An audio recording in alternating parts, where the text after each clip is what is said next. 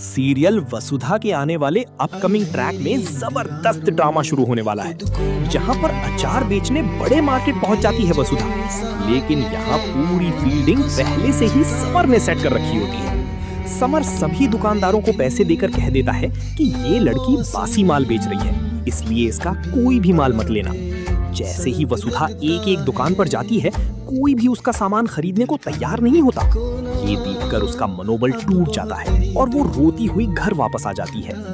घर पहुंचने पर जब सभी लोग उससे पूछते हैं कि क्या हुआ, तब वसुधा बताती है कि आज उसके साथ बहुत बुरा हुआ है।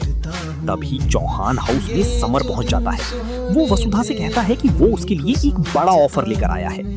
समर बिजनेस पार्टनरशिप का प्रस्ताव रखता है और कहता है कि दोनों मिलकर बिजनेस को आगे बढ़ा सकते हैं।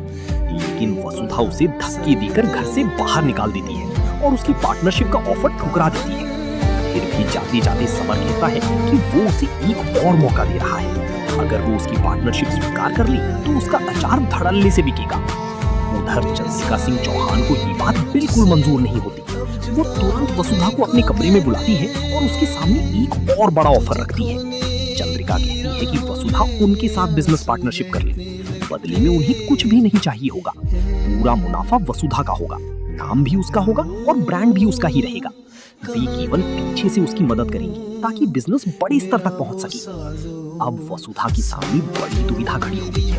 वो किसकी बात माने और किसकी नहीं। हालांकि समर पर भरोसा करना तो बिल्कुल सही नहीं लगता, लेकिन क्या चंद्रिका का ऑफर सच में मदद के लिए है या उसके पीछे कोई बड़ा प्लान छिपा हुआ है?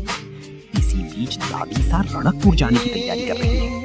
जब वसुधा उनसे सलाह मांगती है तो दादीसा कहती है कि जो उसे सही लगे वही फैसला करे। दादी साहब यहाँ से जाने का